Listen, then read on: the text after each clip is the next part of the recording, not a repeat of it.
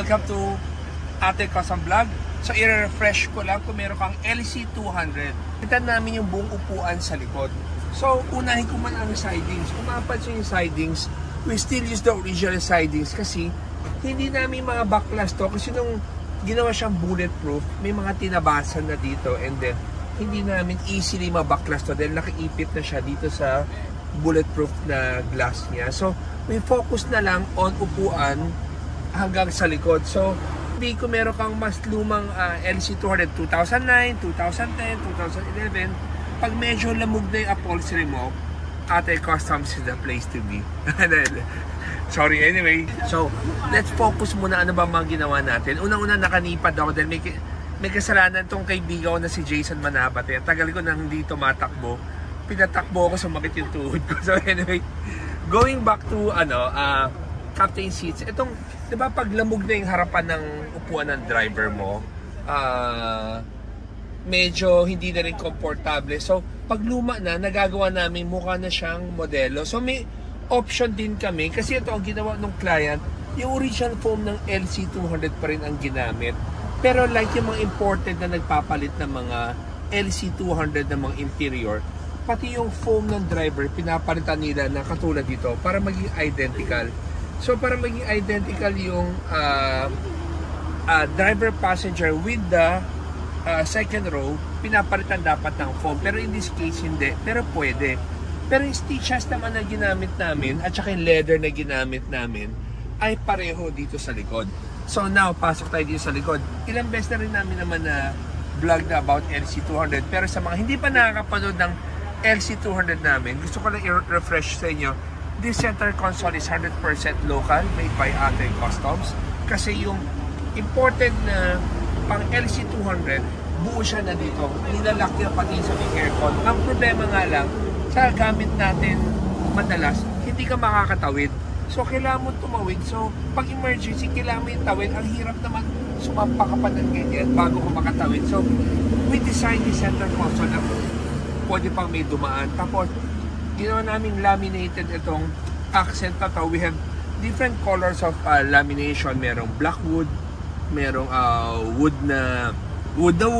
grain, or parang marble. Pero itong ito pinili yung black wood, which is ako agree din ako, nagaganda na ako din sa black wood. With the USB port na kailangan kung sakaling kailangan mo ng chargers, cup holders. And then ito yung bukasan, compartment. Tapos ito na yung pinaka-highlight ng product namin. Karamihan nagpapalit ng seats ng LC200. Ang unang yung imamind, yung legroom.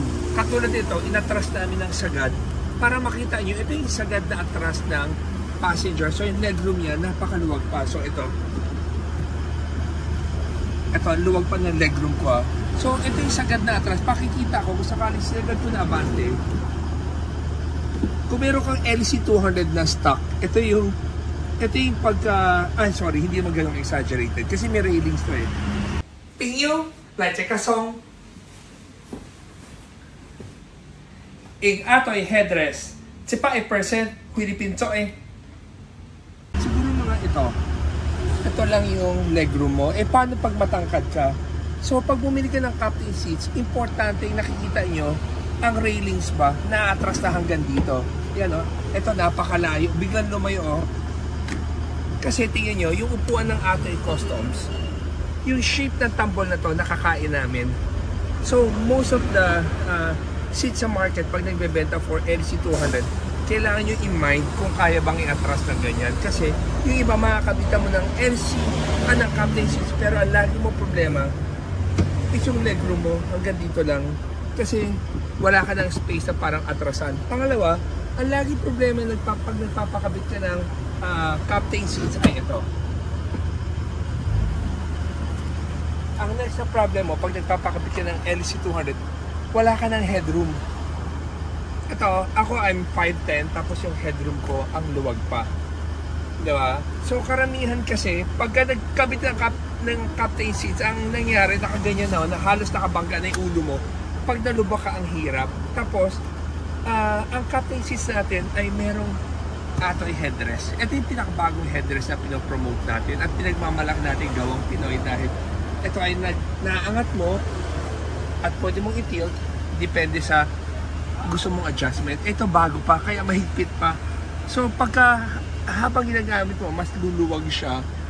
It will depend on saan mo siya gustong i-adjust para maging komportable ka. Kasi since kaya nakaupo ako na ganyan, pag nag-slouch ako, saktong-sakto, kung gusto kong babain, pwede kong babain at pwede kong iangat kung sakaling gusto ko naman na medyo naka-sit upright ako na komportable. Ngayon, kung i-recline ko, pipindutin ko na to, ako pa rin maghahatid ng tamang comfort ko. So guys, pati yung likod nga pala, we still use the original third row seats. Diba, nga lang, pag nakasagad na atras itong LC200 na upuan to, hindi mo na mauupuan yung likod.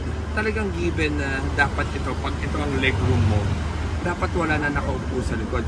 Pero some of the client of LC200, nanghihinayang pa rin sila tanggalin yung jump seat. Nagsasabi nila, hindi mo to lagi nasasakyan yung third row Pero just in case of emergency, hindi pa rin nila tinanggal yung jump seat para lang pwede magbigayan. Paano magbibigayan? So from atras na atras, aabante ko siya. Kaya pag nabante ko siya, and sit upright ko siya, yan o. Meron na makakaupo sa third row. So pag natras ko ulit, kung wala, ganyan. Ganyan siya kaluwag. So guys, sa mga LC200 owners, sa mga nakapanood ng video na to, yung iba kasi meron kaming video almost the same like this, pero ang pinapakita lang namin dito ngayon kasi ang ginawa namin stitches or design ng upuan to ay different from other vlog namin. So highlighting the design of the upuan of this LC200. So guys, if you're interested, you can call our office at 3411-5858. Lagi tinatanong sa amin, magkano yung buong set? Ito na, para lang may idea kayo. Hindi to sakto pag bumili ka ng imported with same balot ng driver and passenger, center console and upuan, it's about 1.550 to 1.6 million. Yan yung sa mga ginagawa ng mga nagbo-bulletproof na siyasama nila sa package nila. Wala mang mali doon, that's imported, maganda siya. May ibang package siya na may kasama siyang starlight pa. Well, sa mga mas gusto niyo yung volume meal na maganda rin yung formula, which is parang Filipino formula nga na sinasabi ko, yung gusto ko may daanan pa rin dito. Atoy Customs package is about 400 plus thousand.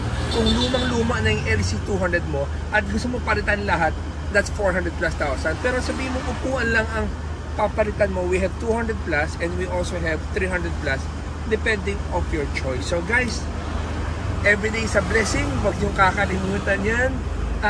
Habang nabubuhay ka, magpasalamat tayo everyday. Life is short, you have to enjoy, you have to love one another. Kahit ang hirap mahalin ng mga kinaiinisan nyo, turuan nyo na lang yung sarili nyo magmahal. Thank you for watching and always remember, Jesus loves you and God bless.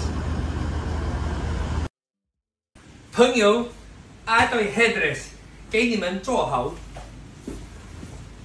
，100%Philippine 做的。